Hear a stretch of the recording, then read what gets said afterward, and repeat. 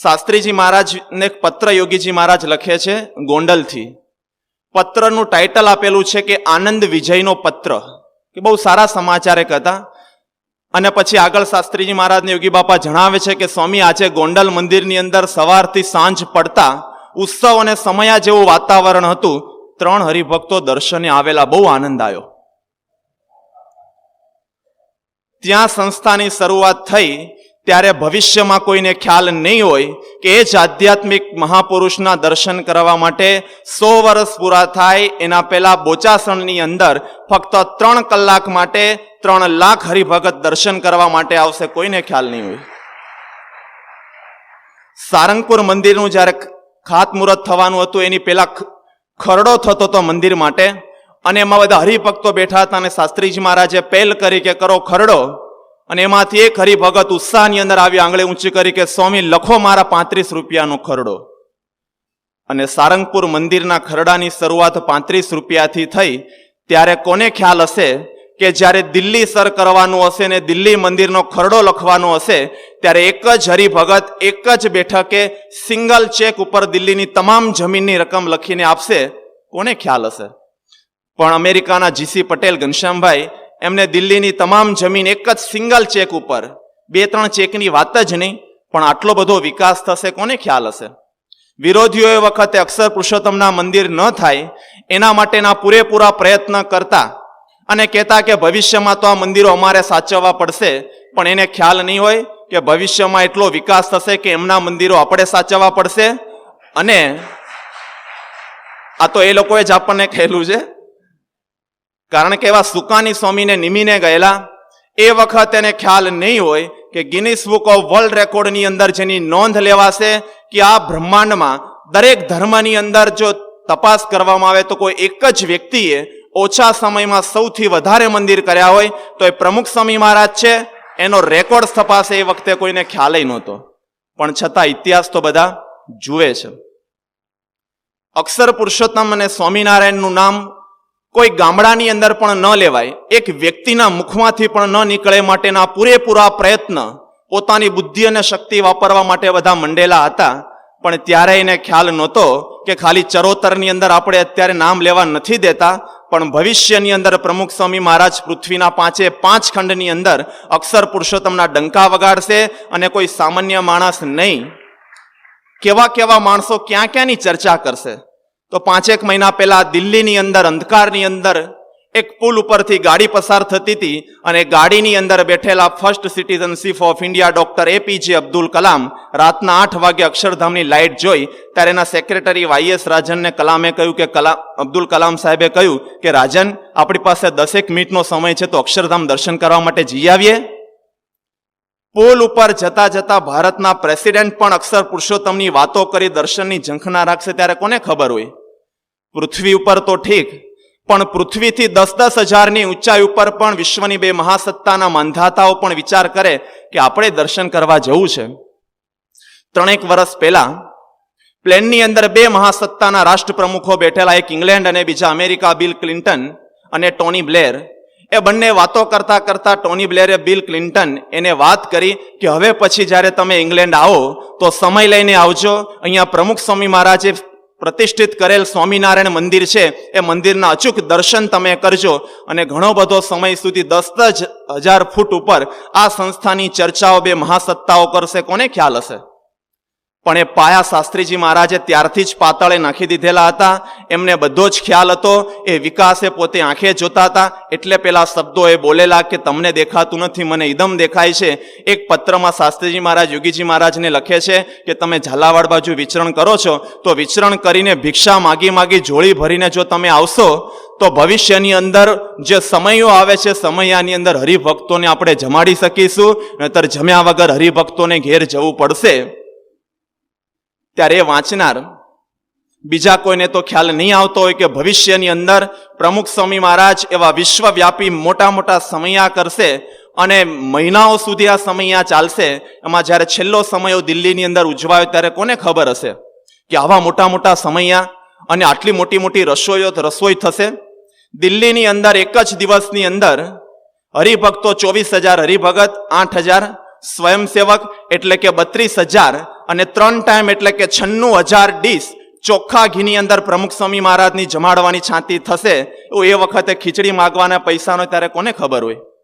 પણ છતાં સ્વામી આજે દેખાડ્યું, જ્યાં ખીચડી પણ નથી ત્યાં હરિભક્તો 96,000 રોજની ડીશ જમાય અને એ પણ ચોખ્ખા ઘીની અંદર બને અને પોતાના ગુરુ પ્રત્યેની ગુરુ ભક્તિ આ સંસ્થાની અંદર અદા થશે, કોને ખ્યાલ હશે? પણ આ બધું જ આપણી નજર સામે આપણે જોયેલું છે. આ કોઈ ભૂતકાળની વાતો નથી, આ વર્તમાનની વાતો છે. આપણે દર્શન થાય છે, પણ આ વિકાસની વાતો સાંભળવી બહુ સારી લાગે છે, તાળી પાડવી બહુ સારી લાગે છે. પણ વિકાસ કરવો હોય ત્યારે ખબર પડે કે આ તાળી પડાવવા માટે કેટલો પ્રચંડ પુરુષાર્થ કરવો પડે છે. સ્વામી બાપાએ કોઈ ચમત્કારો નથી કર્યા, એની પાછળ એમણે પોતાના દેહને આ વિકાસ કરવા માટે નીચોવી નાખેલો છે.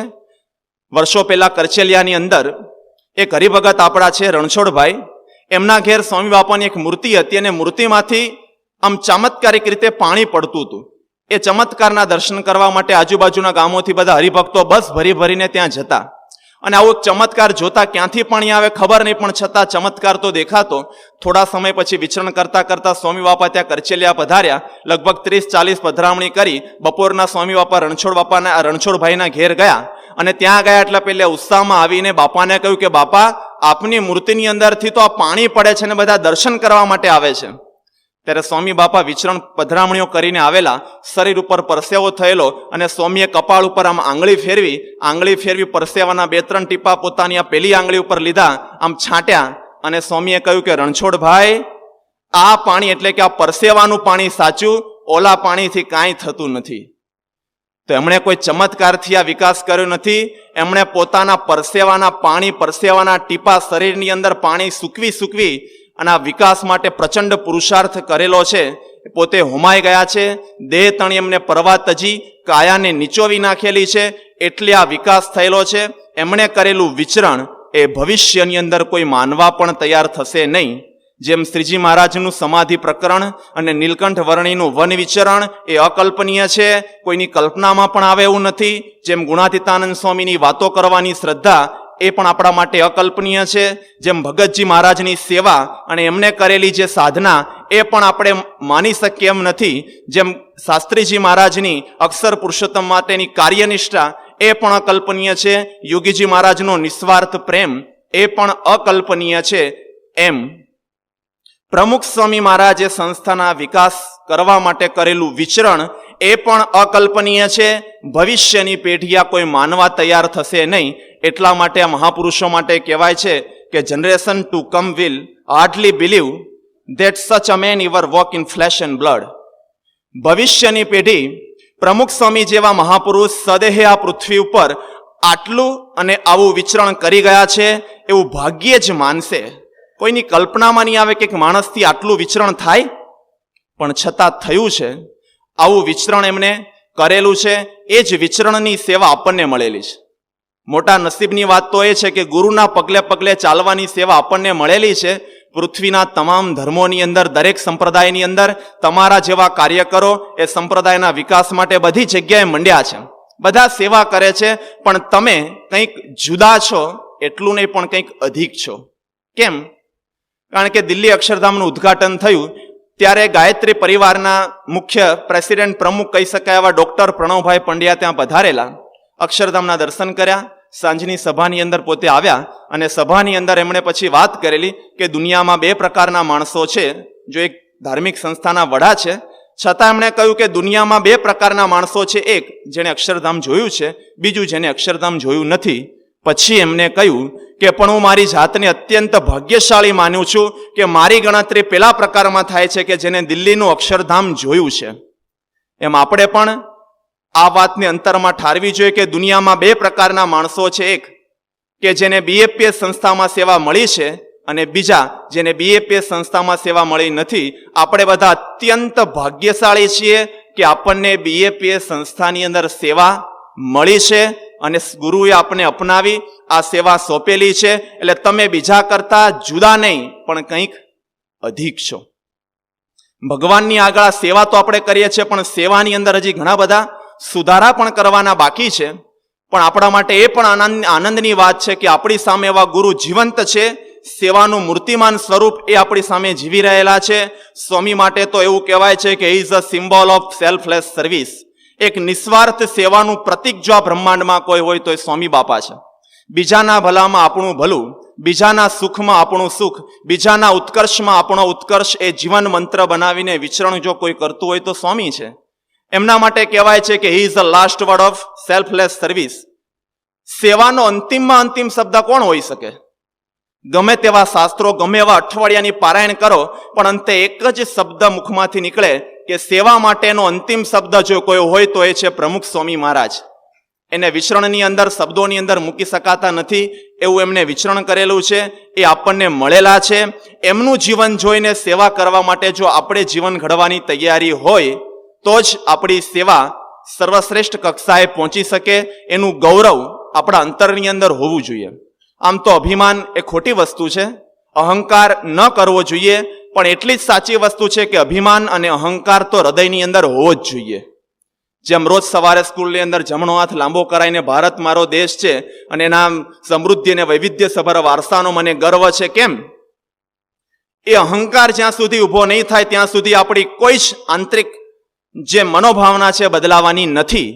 એટલે એ અહંકાર પણ આપણા અંતરની અંદર હોવો જોઈએ કે આપણા ગુરુ કોણ છે, એમને કેવું વિચરણ કર્યું છે, તો જ સેવા કરવાની રીતિ અને સેવા કરવાની અંદર પ્રીતિ બદલાશે. નતર કંટાળો, થાક અને છોડી દેવાના વિચાર આવશે. થોડા સમય પહેલા હિંમતનગરની બાજુમાં મોડાસા કરીને એક ગામ છે, એ ગામની અંદર મેડિકલ કોન્ફરન્સનું આયોજન થયેલું હતું, જેમ આપણે નવસારીમાં આવતીકાલે છે.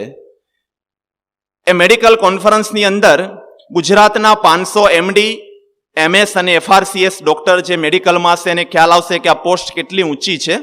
જે ગામડાઓની અંદર BHMS ને DHMS હોય છે એવા ડોક્ટરો નથી. જે બુદ્ધિના ત્રાજવે ભગવાનને તોલનારા નાસ્તિક માણસો છે અને કંઈક અહંકારથી ફરતા હોય છે, એવા 500 ડોક્ટરની ત્યાં કોન્ફરન્સનું આયોજન થયેલું હતું. એના અધ્યક્ષ પદ ઉપર આવવાના હતા ડોક્ટર રામમૂર્તિ. એના માટે એવું કહેવાતું કે he is a father of neurosurgeon. ભારતની અંદર ન્યુરોસર્જરીનો પગ મૂકનાર જો કોઈ હોય તો આ ડોક્ટર રામમૂર્તિ હતા. મગજના ઓપરેશનના બેતાદ બાદશાહ કહેવાતા. 82 વર્ષની એમની ઉંમર હતી. અત્યંત બુદ્ધિશાળી. એ પોતે અધ્યક્ષ પદ ઉપર આવવા અમદાવાદના એરપોર્ટ ઉપર ઉતર્યા. એરપોર્ટ પરથી by car by road Himmatnagar થઈને જવાના હતા અને રસ્તામાં ગાંધીનગર આવ્યું. નહીં એને કોઈ સ્વામિનારાયણ સંપ્રદાયનો પરિચય, નહીં સ્વામી બાપાના દર્શન કરેલા, નહીં કોઈ આવા પવિત્ર સંતોના યોગમાં આવેલા, કે નહીં તમારા જેવા કોઈ કાર્યકરના યોગમાં આવેલા, પણ ફક્ત અક્ષરધામ વિશે સાંભળેલું. એટલે જેવું સમજાય અને જેવો સમય એ પ્રમાણે ફક્ત અંદર ફરવા માટે ગયા. અક્ષરધામ પોતાની રીતે જોયું. સ્વામી બાપાની એક મૂર્તિ હતી, એ મૂર્તિના દર્શન કર્યા. સમય પૂરો થયો એટલે બાયકાર સીધા જ મેડિકલ કોન્ફરન્સની અંદર પહોંચ્યા. કાર્યક્રમ ચાલુ થયો. અંતિમ પ્રવચન ડોક્ટર રામમૂર્તિનું હતું. માઇક ઉપર આવ્યા. રોસ્ટમ ઉપર આવીને પ્રથમ 3 વાક્ય છે ડોક્ટર રામમૂર્તિ બોલ્યા. એને 500 ડોક્ટરોને કહ્યું કે તમે ડોક્ટરની પદવી લીધી એટલે હાથની અંદર ચપ્પુ, કાતર, રૂ આદિ સામાન્ય વસ્તુ પકડવાનું તમને લાયકાત તો મળી ગઈ છે, પણ તમને તમારા રૂટ કહેતા કે મૂળનું અભિમાન છે? તમે હિન્દુ છો, ભારતીય છો, એનું ગૌરવ અને અસ્મિતા છે? પછી એમણે વાત કરી એ કે જ્યાં સુધી તમારા અંતરની અંદર એવું ગૌરવ અને અસ્મિતા નહીં પ્રગટે કે તમે એ ગુજરાતના ડોક્ટર છો કે જે ગુજરાતની અંદર ગાંધીનગર અક્ષરધામ જેવું એક ભવ્ય અને દિવ્ય સ્મારક છે, ત્યાં સુધી તમે ક્યારેય શ્રેષ્ઠ સર્જન નહીં થઈ શકો. પછી 3જું વાક્યને ઉમેર્યું, જ્યાં સુધી તમને અંતરની અંદર ગૌરવ નહીં પ્રગટે, અહંકાર નહીં પ્રગટે કે તમે એ ગુજરાતના ડોક્ટર છો કે જે ગુજરાતની અંદર પ્રમુખ સ્વામી મહારાજ જેવી એક સંત વિભૂતિએ જન્મ લઈ અને આ જીવન સુધી વિચરણ કરી રહી છે, ત્યાં સુધી તમારા જીવન બદલાશે નહીં. તમે ક્યારે સર્વશ્રેષ્ઠ ડોક્ટર પણ બની શકશો નહીં. જો ડોક્ટરને સર્વશ્રેષ્ઠ બનવા માટે નાસ્તિકને પણ પ્રમુખ સ્વામીના અહંકારની જરૂર હોય તો એના કાર્યકરને તો 100% અહંકારની જરૂર છે જ. ભલે અહંકાર ખોટી વસ્તુ છે, પણ ગુરુનો અહંકાર તો હોવો જ જોઈએ કે મારા ગુરુ કોણ છે, હું કોનો શિષ્ય છું, એણે આપણા માટેના સમાજ માટે શું કરેલું છે, તો જ આપણી અંદર પણ સેવા કરવાની ચિંગારી પ્રગટશે. અને અત્યારે ગાડાની ગતિએ ચાલતી સેવાને રોકેટની ગતિ તો જ પ્રાપ્ત થશે. અને સ્વામી બાપાની આ વિચરણની ગાથાની શરૂઆત ક્યારથી થયેલી? આમ તો ત્યાંથી થયેલી, પણ 21મી મે 1950 અમદાવાદ આંબલીવાળી પોળ 28 વર્ષની ઉંમરે પોતાના ગુરુ આગળ એક વખત એમને પ્રતિજ્ઞા લીધી કે હું મારા દેહની પરવા કર્યા વગર સંસ્થાને વફાદાર રહી સત્સંગનું જતન કરીશ. એ પ્રતિજ્ઞા લેવાયેલી છે 56 વર્ષ પહેલા. 56 વર્ષથી આજે પણ એ પ્રતિજ્ઞાને લેશ માત્ર આંચ એને આવવા દીધી નથી. જૂના હશે એને ખ્યાલ છે કે દરેક શિબિરની અંદર આપણે આવી પ્રતિજ્ઞાઓ લઈએ જ છીએ, આવતીકાલે પણ લેવાની જ છે. પણ પ્રતિજ્ઞા ઘેર પહોંચતા પહેલા જ હવાની અંદર ઉડીને બાષ્પીભવન થઈ જાય છે. પણ આપણે એ ગુરુના છે કે 56 વર્ષ સુધી એ પ્રતિજ્ઞાને આંચ આવવા દીધી નથી. પોતાની જવાબદારી એને વફાદારી અને ઈમાનદારી પૂર્વક નિભાયેલી છે. એમને ક્યારે પોતાના ગુરુનો વિશ્વાસઘાત કરેલો નથી. એ હદ સુધીની પ્રતિજ્ઞાઓની જો તૈયારી આપણી અંદર હશે તો જ સેવા થશે. અને સેવાની શરૂઆત થઈ. વિશ્વમાં સૌ પ્રથમ વખત આવો પ્રસંગ બન્યો કે કોઈ સંસ્થાના પ્રેસિડેન્ટ બન્યા અને બન્યા પછીની સૌથી પહેલી જ સેવા એને ઉપાડી લીધી. આવેલા હરિભક્તો જમ્યા પછી પેટ ઉપર હાથ ફેરવીને વાસણ હેઠા મૂકીને ગયા. એ હેઠા વાસણ આપણા ધોવાની શરૂઆત, ધ પ્રેસિડેન્ટ ઓફ BAPS, એની શરૂઆત હેઠા વાસણ ધોવાથી થઈ. આપણને બધાને આ પ્રસંગ ખ્યાલ છે. પ્રેસિડેન્ટ બનવું સહેલું છે, પણ આવી રીતના બનવું એ બહુ અઘરું છે કે કાર્યકર નિમેન જૈન તરત હેઠા વાસણ ઉટકી નાખવાય તો બહુ કઠણ વસ્તુ છે. પણ જેને આવી ઈચ્છા હોય ને એ જ 56 વર્ષ સુધી કોઈ ઇલેક્શન વગર, કોઈના અસંતોષ વગર પ્રેસિડેન્ટ બની શકે. બાકી 5-5 વર્ષે ઇલેક્શન કરી અને હમણાં બધી ચૂંટણીઓ ગઈ, એની અંદર કેવું કરવું પડતું હોય છે ખાલી એક સામાન્ય સરપંચની ચૂંટણીમાં. આ તો આટલી મોટી સંસ્થા, કોઈ ઇલેક્શન નહીં. કેમ? કારણ કે એના હૃદયની અંદર દરેકનો મહિમા છે. પોતાના સંતો અને હરિભક્તો માટે ઘસાઈ જવાની અંતરની અંદર પૂરેપૂરા મહિમા અને લગ્ની પડેલી છે. એટલે ક્યારેય એમને આના લેશ માત્ર રંચ વગર એમને સેવા કરેલી છે. આજે તો આપણે સ્વામીને મોટા મોટા સ્ટેજ ઉપર, plane to plane, airport to airport કદાચ જોતા હોય ને આપણને થાય સ્વામી તો બહુ જલસા કરે ને કદાચ કોઈ કહેતુંય હશે, પણ એ ખબર નથી કે ભૂતકાળની અંદર એમણે કેવું કરેલું છે. 1966ની સાલ સ્વામી બાપા, એમના સેવક દેવચરણ સ્વામી અને પ્રગટ ભગત ત્રણેય અમદાવાદથી ગોંડલ જતા હતા. ત્યારે તો કોઈ વાહનની સગવડતા હતી નહીં. ટ્રેનની અંદર જવાનું હતું અને ફર્સ્ટ ક્લાસ એસી નહીં, થર્ડ ક્લાસની અંદર સ્વામી બાપાએ મુસાફરી કરતા હતા. અને એની અંદર કે રિઝર્વેશન કરાવેલું છે, 2 ટિકિટનું મળ્યું, એકનું મળ્યું નહીં. એટલે 2 રૂપિયાનો કંઈક પ્રશ્ન હતો. એટલે પ્રગટ ભગતે કહ્યું કે વાંધો નહીં, હું તો કોઈ પણ રીતે ત્યાં પહોંચી જઈશ. સ્વામી કે ના ના, આવો ને, કંઈ વાંધો નહીં આવે. એટલે સ્વામી બાપાએ ટ્રેનની અંદર બેઠા અને ટ્રેન થાન સુધી પહોંચીને ટીસી આવ્યો. એને કહ્યું ટિકિટ બતાવો. 2 ટિકિટ હતી, એક તો હતી નહીં. પેલો ટીસી કે આની ટિકિટ ત્રીજી, એ કે તો નથી. તો કે કેમ બેઠા? એ પણ અમે આગળ જઈને અપાઈ દેશું. 2 પૈસાનો ટીસી પ્રમુખ સ્વામી મહારાજ, ધ પ્રેસિડેન્ટ ઓફ BAPS, એને કહ્યું કે પૈસા લાવો. સ્વામી કે અમારી પાસે નથી. તમારા જેવા ભીખ મંગા શું કામ આ ટ્રેનની અંદર ચડે છે? એ કે તમારા જેવા બાવાઓને મફતમાં જો બેસાડશો ને તો ગુજરાત ગવર્મેન્ટ ખાધમાં આવશે. આ એનું જ કારણ છે, એટલે જ ખાધમાં ન બેસાડ્યા. એટલે જો બેસાડ્યા હોત તો સારી ચાલત. પણ પેલો માનવા તૈયાર નહીં કે તમારા જેવા બાવાઓને ભીખ મંગાને જો બેસાડે તો બધું વેચી દેવું પડે.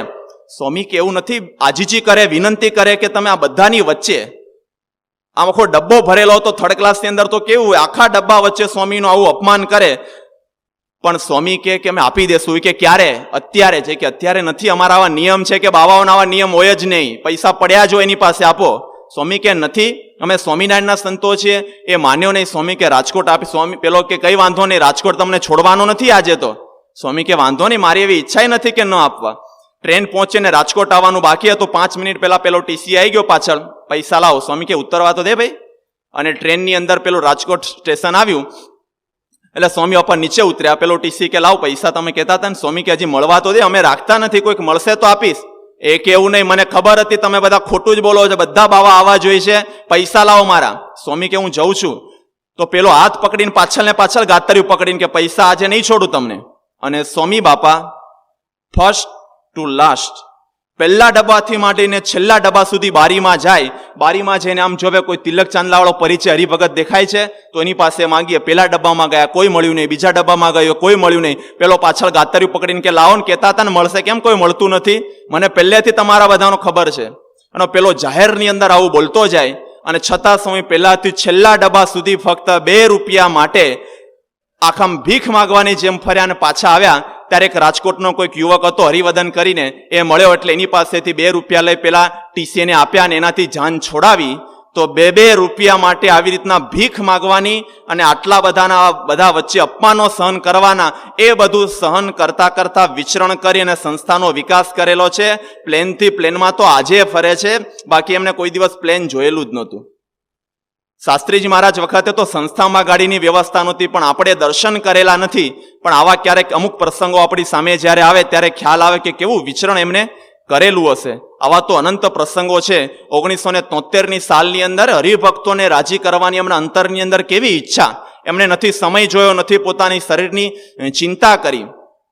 1973ની સાલમાં 3/12/1973ના દિવસે અમદાવાદની અંદર સ્વામીનો 53મો જન્મજયંતિ મહોત્સવ ઉજવાયો અને ત્યારે 53 નવયુવાનોને સ્વામી બાપાએ દીક્ષા આપેલી અને ત્યાર પછી સ્વામી બાપા 5મી તારીખે વાસદ આવ્યા અને વાસદની અંદર સાંજે 12 વાગ્યા સુધી ખુલ્લામાં ઠંડા પવનની અંદર, કારણ કે શિયાળો હતો, ત્યાં સભા ચાલી.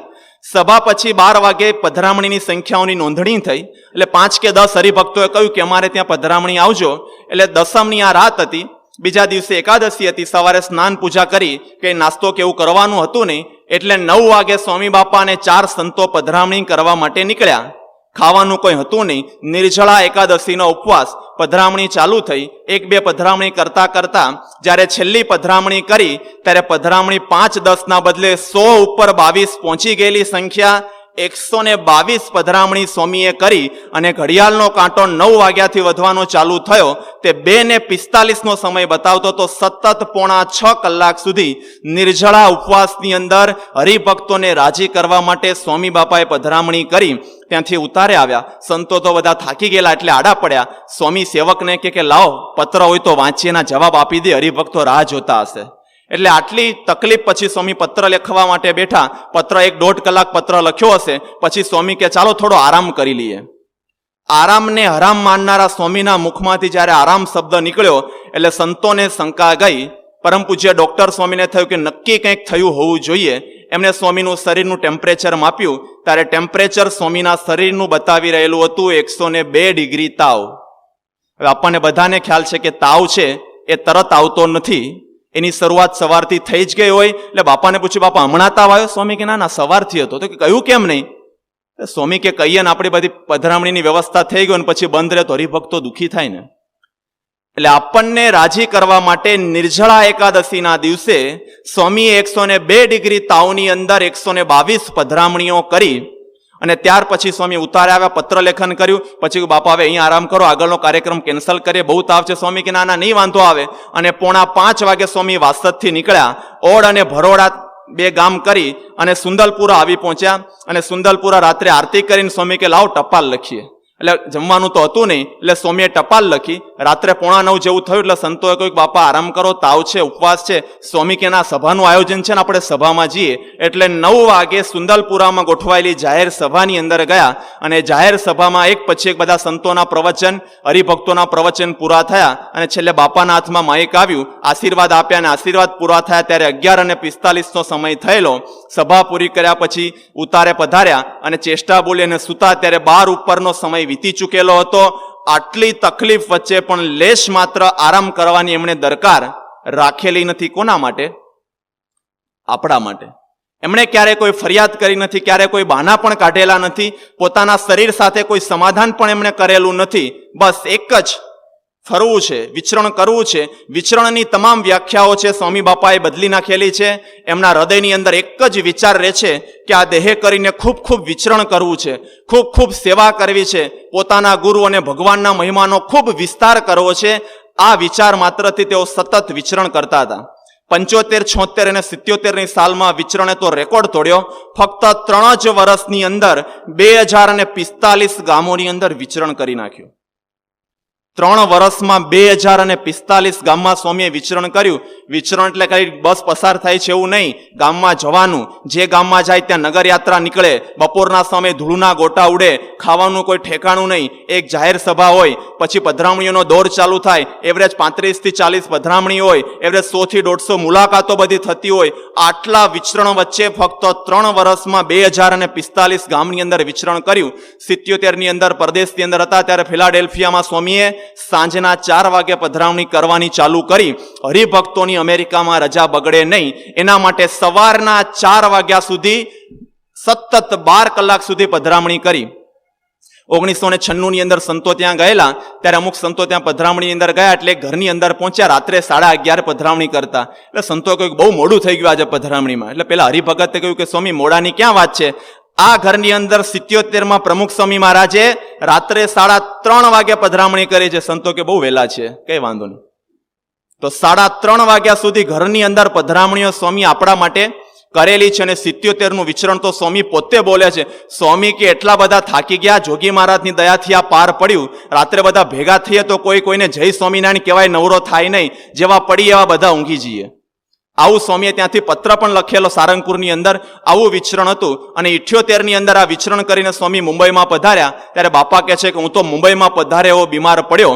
સ્વામી કે એક દિવસ રાત્રે હું ઉઠ્યો, શરીરે અશક્તિ હતી, બાથરૂમ જવા માટે ગયો, કોઈના આધારની ત્યારે જરૂર નથી, પણ ઊભો થયો ને અશક્તિને લીધે ચક્કર આવ્યા. અને બાપા કહે છે કે ધપ દઈને હું નીચે પડ્યો. અને નીચે પડ્યો એટલે કંઈ સાન ભાન રહ્યું નહીં. પછી જ્ઞાનપ્રિય સ્વામીને કંઈક અવાજ આવ્યો ને બહાર આવ્યા અને મને ઉંચકીને પથારી ઉપર લાવ્યા, ઉલટીઓ ચાલુ થઈ. આવું ઘણા બધા દિવસ સુધી આ બીમારી રહી. 1977ના વિચરણ પછીની આવી બીમારી હતી, છતાં પણ 79નું વિચરણ એમને અટકાવ્યું નહીં. વિચરણ તો એમનું સતત ચાલુ ને ચાલુ જ રહ્યું. ત્યાર પછીનું વિચરણ આવ્યું 1980ની સાલમાં. પુનઃ પરદેશની અંદર ગયા અને વિચરણ કરતા કરતા બોસ્ટનની અંદર પોતે પધાર્યા. અને બોસ્ટનમાં વિચરણ કરી એક પધરામણી કરીને બહાર આવતા પ્રસંગ આપણને બધાને ખ્યાલ છે કે મોજડી પહેરવા જતા અને ડાબો પગ જમણીમાં અને જમણો પગ ડાબામાં નાખ્યો. વિવેકસાગર સ્વામી કે બાપા તો ઊંધા પગ જાય છે. સ્વામીએ જોઈ. સ્વામી કેમ કે હવે મને દેખાતું નથી. વિવેકસાગર સ્વામી કે સ્વામી તમને દેખાતું નથી તોય કંઈ બોલ્યા નહીં, આવું ક્યારથી છે? સ્વામી કે આવું તો ઘણા બધા દિવસથી ચાલે છે. તો કે કેવી રીતના બધું તંત્ર ચાલે? સ્વામી કે આ તો તમારા બધાના અવાજ નજીક હોય એટલે ઓળખે ના, ભગવું થોડું દેખાય એટલે ખબર પડે કે સંતો છે, એટલે બધું ચલાયા કરીએ છે. વિવેકસાગર સ્વામી કે પણ બાપા કેવું તો જોઈએ.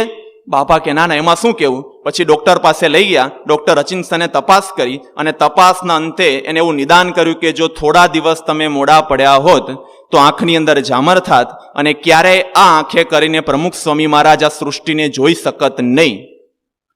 તો એક હરિભગતની જ્યારે વાત આવેલી, બાપાને કહ્યું બાપા કેવું જોઈએ ને, ત્યારે સ્વામીએ શું કહ્યું? સ્વામી કે હરિભક્તોએ રજા લઈ અને કાર્યક્રમ નક્કી કર્યા હોય અને આપણે એને કેન્સલ કરીએ તો હરિભક્તો કુરાજી થાય ને, ન જઈએ તો એમને કેટલી બધી મુશ્કેલી પડે. આપણું તો જે થવાનું એ થાય, પણ હરિભક્તો રાજી થઈ જાય ને, આપણું તો જે થવાનું એ થાય એવું કહેવાય.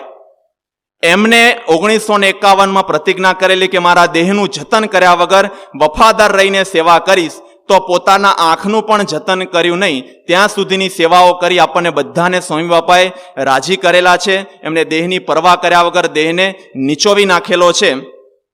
તો એ પુરુષની જ્યારે સેવા કરવાની આવે તો આપણા માટે એમને ક્યારે પોતાના દેહની પરવા કરી નથી. તો એની સેવા કરવાની આવે, એમને રાજી કરવામાં આવે તો આપણે આપણા દેહની પરવા શા માટે કરવી જોઈએ? આપણે આપણા કુટુંબની, આપણા ધંધાની કે આપણા નોકરીની કે ખેતીની પરવા શા માટે કરવી જોઈએ?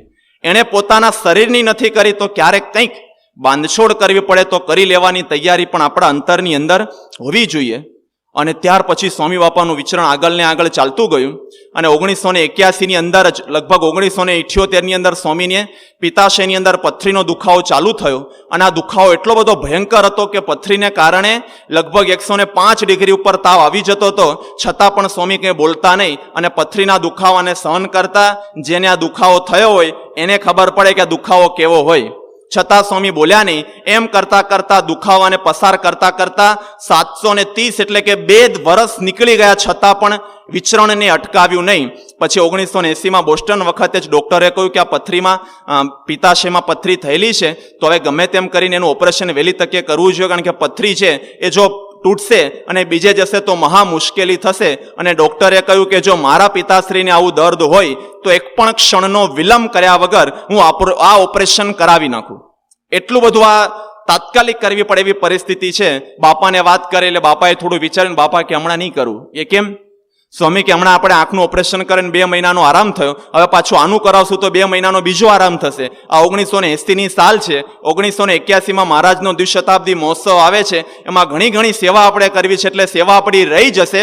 એટલે સેવા કરવા માટે સ્વામીએ આ દુખાવાને પોતાના શરીરની અંદર દબાવી રાખ્યો, વિચરણ ચાલુ કર્યું. 1981નું શતાબ્દી નિમિત્તેનું જબરજસ્ત વિચરણ એમણે પૂરું કર્યું અને ઉત્સવ ઉજવાયો. ઉત્સવ ઉજવાયા પછી 8/9/1981ના દિવસે મુંબઈની અંદર આ પથરીનું જે ઓપરેશન છે એનો દુખાવો ત્યાં પૂરો થયો. ઓપરેશન કરાવ્યું અને પછી દવા ચાલુ થઈ, પણ દવાનું રિએક્શન એ પ્રકારનું હતું કે આ પથરી માટે જે પિત્તાશયમાં પથરી થયેલી એ દવા એવી હતી કે દવા લીધા પછી ગમે ત્યારે ખાડે કેતા સંડાસ જવું પડે અને એની ઉપર તમારો કોઈ જ કંટ્રોલ નહીં. મનુષ્ય લીલા બતાવતા હતા એટલે આમ તો બ્રહ્માંડ ઉપર કંટ્રોલ છે, પણ એ વખતે પોતાના શરીર ઉપર કંટ્રોલ નહોતો રહેતો. ડોક્ટરોએ, હરિભક્તોએ, સદગુરુ સંતોએ, ટ્રસ્ટીઓએ બાપાને હાથ જોડીને વિનંતી કરી કે બાપા, ઓપરેશન પછી આવી નાદુરસ્ત તબિયત છે, દવાની આવી અસર છે, તો આપ આરામ કરો. સ્વામી કે ના ના, નહીં વાંધો આવે. હરિભક્તો રાજી થાય ને, આપણને રાજી કરવા માટે આ દવા લઈ અને એમણે વિચરણ ચાલુ કર્યું. નારાયણચરણ સ્વામી એમની સેવામાં હતા. નારાયણચરણ સ્વામી કે મેં મારી આંખે જોયેલું છે, ઘણી વખત વિચરણ કરતા કરતા સ્વામી બાપાને સંડાસ જવાનું થાય તો જેમ નાનો છોકરો દોડે એવી રીતના સ્વામી બાપા આપણા ગુરુ આવી એક સામાન્ય ક્રિયા કરવા માટે સોસાયટીની અંદર દોડતા દોડતા જઈ અને આ ક્રિયાઓ કરેલી છે. મેં ઘણી વાર આ જોયેલું છે. સેવક સંતોનું ગાતર્યું ખેંચીને સ્વામી જાય. વિચરણ અમદાવાદની કરતા હતા ત્યારે રામચંદ્ર બારોટ કરીને એક આપણા હરિભગત છે, એ હરિભગતના ઘેર વિચરણ કરતા, ત્યાંથી 4-5 ઘેર બીજું ઘર હતું, ત્યાં પધરામણીએ જતા હતા. બાપાને દવા સવારે લીધેલી, એની આડઅસર થઈ અને તરત જવાનું થયું એટલે રીતસર સ્વામી બાપા દોડ્યા. પાછળ નારાયણચરણ સ્વામી દોડ્યા, એમનું ગાતર્યું એમણે ખેંચી લીધું. સ્વામીએ પોતાનું ધોતિયું કાઢી, તમે જેમ રૂમાલ વીંટો એમ ગાતર્યું વીંટી સ્વામી બાપા સંડાસની અંદર ગયા. જેવા સંડાસમાં ગયા એવું સંડાસનું બારણું તરત જ ખોલીને બહાર. એ વખતના બાપાના દર્શન કેવા હતા કે સંડાસનું અડધું બારણું ખુલ્લું હતું, એક પગ સંડાસમાં હતો, એક પગ સંડાસની બહાર હતો અને સ્વામીના શરીર ઉપર કટકો વીટેલો હતો. સ્વામી કે રામચંદ્ર ક્યાં છે? એટલે રામચંદ્ર જેનું ઘર હતું એ કે તો અંદર છે. એટલે બૂમ પાડી, એટલે પેલા દોડતા દોડતા આવ્યા અને બાપાને કહ્યું, બાપા કઈ આજ્ઞા છે, કઈ તકલીફ છે અંદર? સ્વામી કે ના ના, આ તો મને એક વિચાર આવ્યો. એ કે કયો વિચાર? હવે વિચારજો કેવો વિચાર આવે છે. આટલી દોડી દોડીને ગયેલા સ્વામી કે આપણા એક હરિભગત છે એપી કાકા, એના કોઈ હમણાં દીકરોય નથી ને હમણાં પત્ની નથી, એમનું પેન્શન બંધ થઈ ગયું છે, તેનું પેન્શન ચાલુ થાય એવું તો ગાંધીનગર જાય તો સાંજ સુધીમાં ઓફિસમાં જઈ અને પેન્શન ચાલુ કરાય, મને સાંજ સુધીમાં સમાચાર આપજે. પેલાના આંખમાંથી આંસુ આવ્યા કે સ્વામી તમે આ પછી કહ્યું હોત તોય હું કરત ને કદાચ ગવર્મેન્ટ ન આપત તો હું આપી દેત, એવો એના અંતરની અંદર ભાવ હતો. પણ સ્વામી કે ના ના, પછી કદાચ અત્યારે યાદ આવ્યું, ન કહીને ભૂલી જઈએ તો એનું પેન્શન બંધ રહી જાય ને, એટલે મને યાદ આવ્યું એટલે કહ્યું. યાદ આવ્યું એટલે કહ્યું કેવું સહેલું છે, પણ આધ્યાત્મિક ઇતિહાસ ભૂતકાળ અને વર્તમાન અને ભવિષ્યની અંદર ગુણાતીત સંત પરંપરાની અંદર હજી સુધી આવો એક પણ પ્રસંગ નહીં બન્યો હોય, આવું વિચરણ નહીં થયું હોય કે સંડાસની અંદર બેઠા બેઠા એક ગુરુએ એક શિષ્યના પેન્શનની ચિંતા કરી હોય. વિચરણ કોઈ સામાન્ય લોકો ફરે છે એમ પૈસા ભેગા કરવા માટેનું નથી કર્યું. આપણા માટે સંડાસમાં બેઠા બેઠા આટલી તકલીફો વચ્ચે પણ સ્વામી બાપાએ આવી સામાન્ય ચિંતાઓ કરી કરી અને હરિભક્તોના હૃદય ઉપર રાજ કરેલું છે. એમનામ તમે બધા કે એમનું તમારા સર્વસ્વનું સમર્પણ એમના માટે કરતા નથી. આવા વિચરણની અનહદ પરંપરાઓ એમને પોતાના શરીર દ્વારા ચલાવેલી છે. ઘણા બધા ઓપરેશનો પણ એમની ઉપર થઈ ગયેલા. સ્વામી બાપા અમદાવાદની અંદર હતા ને એ વખતે દર્શન કરીને પાછા આવતા હતા એટલે બ્રહ્મવિહારી સ્વામી બાપાને દર્શનની વ્યવસ્થા સમજાવતા હતા કે બાપા, બધા હરિભક્તો હવે એવી વ્યવસ્થા કરેલી છે કે અમુક જ વ્યક્તિઓ તમારા દર્શન કરવા માટે આવશે, બધા આવશે નહીં. એટલે પરમાનંદ સ્વામી ત્યારે સ્વામીના રિપોર્ટની અંદર હતા એટલે એમને થોડી શંકા કરી કે અમુક હરિભગત આવે ને અમુક હરિભગતને દર્શન ન થાય તેમને ખોટું ન લાગે. એટલે બ્રહ્મવિહારી સ્વામીએ વાત કરી કે તમારે એની કોઈએ ચિંતા કરવાની આપણે જરૂર જ નથી, કારણ કે સ્વામી ઉપર કોઈનો અધિકાર નથી, ખુદ સ્વામિનારાયણ સંપ્રદાયનો પણ સ્વામીના શરીર ઉપર અધિકાર નથી, એટલે કોઈ આવું કહી શકે એવું છે જ નહીં. ત્યારે સ્વામી બાપા ભોજનખંડની અંદર પ્રવેશ કરતા કરતા સ્વામી કે બ્રહ્મવિહારી, આપણા ઉપર તો સંતો હરિભક્તો બધાનો અધિકાર છે, પોતાના શરીર ઉપર સંતો હરિભક્તોનો અધિકાર છે. જે મહારાજે કારિયાણીના 6 વચનામૃતમાં કહ્યું કે અમે અમારો દેહ છે ભગવાનના ભક્તને અર્થે કૃષ્ણાર્પણ કરી રાખ્યો છે, તો ખરેખર એમને પોતાનો દેહ કૃષ્ણાર્પણ કરી રાખ્યો છે. 1990ની અંદર સ્વામી બીમાર પડેલા. આ એટેક તો 83માં આવી ગયેલો હતો, એટલે 90ની સાલની અંદર બીમાર પડ્યા એટલે ડોક્ટરોએ બાપાને વિનંતી કરેલી કે સ્વામી તમે હમણાં કોઈ પધરામણી અને એમાં પણ ખાસ કરીને પગથિયા ને એવું ચડશો નહીં, વોકિંગ કરજો, એ કસરત છે, એમાંથી તમને રાહત થશે. એટલે સ્વામીનું વિચરણ માં પગથિયા ને એવું હોય તો એ થોડું ઓછું કરી અને વોકિંગ સવાર સાંજ વ્યવસ્થિત કરતા હતા. અને મહીજાડા ગામની અંદર સ્વામી બાપા ગયા એટલે ગામમાં બધાને કહી દીધું કે પધરામણીએ કંઈ આવશે નહીં. ત્યાં કંઈક નવી સોસાયટીની અંદર 40 નવા ઘર બનેલા. ત્યાં એમની ઈચ્છા હતી કે બાપા અમારા ઘરમાં આવે, પણ સેવકોએ અને કાર્યકરોએ ના પાડી કે નહીં આવે. એટલે સવારે સ્વામી વોકિંગ કરતા હતા એટલે જેનું ઘર હતું એ હરિભગત કે ગુણભાવી બધા ત્યાં દૂર ઊભા હશે અને સ્વામીને વોકિંગ કરતા એટલે અંદરો અંદર ચર્ચા એમણે ચાલુ કરી કે અહીં ચાલતા ચાલતા કઈ વાંધો નથી આવતો ને આપણા ઘેર પધરામણી કરવા શું વાંધો આવે છે. અને સ્વામી બાપાએ સાંભળ્યું, સ્વામી કે શું વાતો કરે છે? એટલે એમણે કહ્યું કે અમારે પધરામણી કરાવી છે, બધા ના પાડે છે, અહીં તમે ચાલ કરો, ત્યાં કઈ બધું હરખું જ છે ને ચાલવાનું. હવે એને ખબર નથી ચાલવામાં વોકિંગમાં ફેર હોય છે. પધરામણી કરવી એ ભીડો છે અને ચાલવું એ કસરત છે. પણ છતાં એને એક રાજી કરવા માટે સ્વામી કે વાંધો ને અમે કાલે આવશું. અને બીજા દિવસે સવારે સ્વામીએ પૂજા કરી, નાસ્તો કરી અને નવા બંધાયેલા 40 ઘરોની અંદર ડોક્ટરની ના હોવા છતાં પોતાના શરીર ઉપર પોતાનો કોઈ અધિકાર કે હક રાખ્યા વિના હરિભક્તોનો જે આ શરીર ઉપર અધિકાર છે એ માટે પોતે ત્યાં ગયા અને 40 ઘરના 3 પગથિયા લેકે 120 પગથિયા ચડ્યા, 120 પગથિયા ઉતર્યા, 40 ઘરમાં બેઠા અને 40 વાર ઊભા થયા. આવો ભીડો વેઠીને પણ હરિભક્તોને રાજી કર્યા. ત્યારે આપણને લાગે છે કે જે બોલે છે એમના આચરણની અંદર છે. આવું એમને વિચરણ કરેલું છે. 94માં સ્વામી લંડનની અંદર હતા અને લંડનની અંદર એક હરિભગત આપણા દિનકરભાઈ ત્યાં હતા. એટલે સ્વામી એકદમ એને આમ એકલા બે બેઠા હતા. એટલે સ્વામી કે દિનકર? એ કે હા બાપા શું છે? એટલે સ્વામીએ કહ્યું કે દિનકર મારી આંખો ગઈ. 1980માં ઓપરેશન કરાયેલું. કે સ્વામી કે દિનકર મારી આંખો ગઈ, મારું હૃદય ગયું, કારણ કે 83માં એટેક આવેલો. સ્વામી કે મારી આંખો ગઈ, મારું હૃદય ગયું, મારા ખભા ગયા, કારણ દુખાવામાં દુખાવો ચાલુ થયેલો. સ્વામી કે મારી કેડે ગઈ, મારા પગે ગયા, આખું શરીર ગયું. સ્વામી કે પણ મારી ભક્તિ હજી એવી ને એવી છે. 94 વર્ષે કઈ ભક્તિ? ફરીથી 21મી મે 1950 આંબલીવાળી પોળમાં 28 વર્ષની ઉંમરે લીધેલી ભક્તિરૂપી પ્રતિજ્ઞા. સ્વામી કે મારી ભક્તિ આટલી બીમારી વચ્ચે અને આટલી ઉંમરે પણ એવી ને એવી છે, એમાં લેશ માત્ર રંચ જેટલો પણ ફેરફાર થવા દીધો નથી. આવું એમને વિચરણ સ્વામીને કરેલું છે. બધા બહુ વિચરણ થયું એટલે એક વખત હરિભક્તોએ સંતોએ બાપાને કહ્યું કે બાપા પોપ જેવું કરો ને. સ્વામી કે હું? એ સ્વામી એક વખત વર્ષમાં એક વખત આવવાનું અને અગાસી ઉપર ચડીને હાથ આમ ઊંચો કરવાનો. ઊંચા થયેલા હાથની અંદર હરિભક્તો બધા માની લેશે કે એમાં જેમનું પત્ર લેખન આવી ગયું, એમાં જેમની મુલાકાતો આવી ગઈ, એમાં જ પૂજા દર્શન થઈ ગયા, એની અંદર જ એમની ખાનગીઓ અને મીટિંગ બધું જ પતી ગયું. એટલે તમારે બહુ ભીડો ના પડે. અને વાતય સાચી છે કે એવું થવું જ જોઈએ. પણ ત્યારે સ્વામી શું બોલ્યા? સ્વામી કે હવે આ સાંભળજો. સ્વામી કે મેં મારા ગુરુ શાસ્ત્રીજી મહારાજને 86 વર્ષ સુધી વિચરણ કરતા જોયા છે.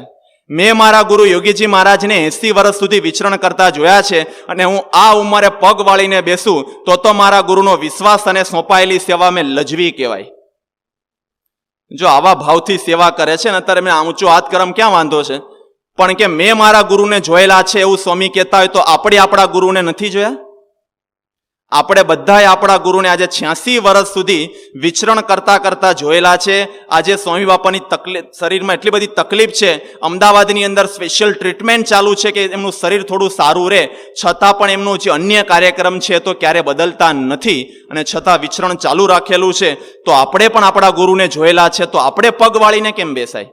આપણા અંતરની અંદર પણ એવી તૈયારી હોવી જોઈએ, એવી ખુમારી હોવી છે કે આપણે પણ સ્વામી બાપાએ જેમ વિચરણ આપણા માટે કરેલું છે, આપણા એના દેહની પરવા કરી નથી, તો આપણે પણ આપણા દેહની પરવા કર્યા વગર છેલ્લા શ્વાસ સુધી, જેમ સવારે જોયેલું કે શાસ્ત્રીજી મહારાજે કહેલું કે આ સેવા કરતા કરતા દેહ પડે તો દેહ લેખે લાગ્યો કહેવાય, એવી એક વિચાર અને એવી એક અંતરની ભાવનાથી છેલ્લા શ્વાસ સુધી જો મંડ્યા રહીએ ને તો જ સાચી સેવા થાય. અને આ સત્પુરુષના ગુણ વિચરણ રૂપી તો જ આવે. મહારાજે પ્રથમ 67માં કહ્યું કે આપણે આવું વિચરણને આવી સેવા કરવી હોય તો મનની અંદર વિચાર કરવો, રોજ વિચાર કરવો કે આટલી મોટી ઉંમરે સંસ્થાના પ્રેસિડેન્ટ અને ગુરુ હોવા છતાં પણ ક્યારે બેસવાનું નામ લીધા વગર સતત અને સખત વિચરણ કરે છે. અને મને જો બેસી રહેવાનો વિચાર આવે તો મહારાજ કહેતે એવો વિચાર કરો કે મને ધિક્કાર છે. એક શિષ્ય તરીકે જો બેસી રહેવાનો વિચાર તો મહારાજ કે મને ધિક્કાર છે. એમ અનુતાપ અને પરિતાપ જો થાય તો અનુતાપ અને પરિતાપની અંદરથી વિચરણ કરવાની એક જબરજસ્ત તાકાત અને શક્તિ આપણી અંદર પ્રગટ થાય અને એનાથી આપણા ગુરુ રાજી થતા હોય છે. આપણે બીજા કોઈ સામે જોવાનું નથી. આપણી નજર સામે આપણા જીવન બદલવા માટેનું એક મોડેલ પડેલું છે, એક રોલ મોડેલ આદર્શ આપણી સામે છે.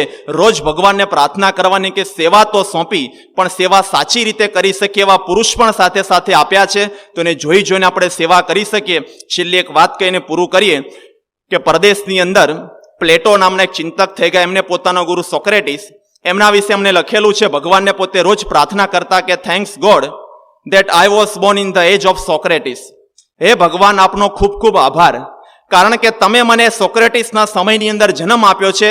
સોક્રેટિસ જીવતી છે, મને જન્મ આપ્યો, તો હું જીવન એમનું જોઈને મારું ઘડતર કરું છું, એવું એમને કહેલું. એમ આપણે રોજ પૂજાની અંદર ભગવાનના દર્શન કરતા હોઈએ ત્યારે અંતરથી, હૃદયથી પ્રાર્થના ભગવાનને કરવાની કે થેન્ક્સ લોર્ડ સ્વામિનારાયણ, એ ભગવાન સ્વામિનારાયણ આપનો ખૂબ ખૂબ આભાર. શેના માટે? તો we were born in the age of Pramukh Swami મહારાજ. આપણે બધાનો જન્મ જ્યારે પ્રમુખ સ્વામી મહારાજ વિચરણ કરી રહેલા છે, સેવા કરી રહેલા છે, એ વખતે આપણને જન્મ મળેલો છે. તો એ જોઈને આપણા અંતરની અંદર પણ એવું બળ પ્રગટે, અને એમણે જે પોતાનો સમગ્ર દેહ છે પોતાના ભક્તો માટે આપી દીધેલો છે, એમ આપણી પણ એવી પવિત્ર ફરજ શિષ્ય તરીકેની છે કે શિષ્યએ પણ પોતાનો દેહ છે સેજ પણ ચિંતા કર્યા વગર, સંકોચ રાખ્યા વગર જેટલી થઈ શકે એટલી સેવા કરી ગુરુ માટે સમર્પિત થઈ અને એમને રાજી કરી લેવા જોઈએ. તો એમને રાજી કરી